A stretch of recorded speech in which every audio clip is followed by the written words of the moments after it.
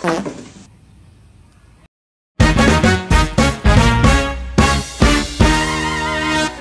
morning everyone. Today naatay duha ka project.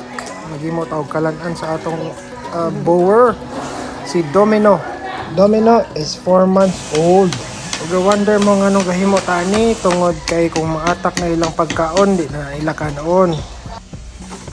So tuara, nahuman ra gyud ta no. Ang second project na to is mag-inject og vitamins sa atong mga babayi. Today guys, ga-inject ta og iron og B-complex para healthy ang atong mga alaga. Pregnant na din duwa ni. So medyo excited ta no sa atong farming journey. So ako na ning gialad ning atong lot nga area. Tulo ka bayi atong unang gipalit og naatay pure bower. Ang iyang name kay si Domino. Shout out sa akong missis nga nurse nga resident vet nato karon. Bye.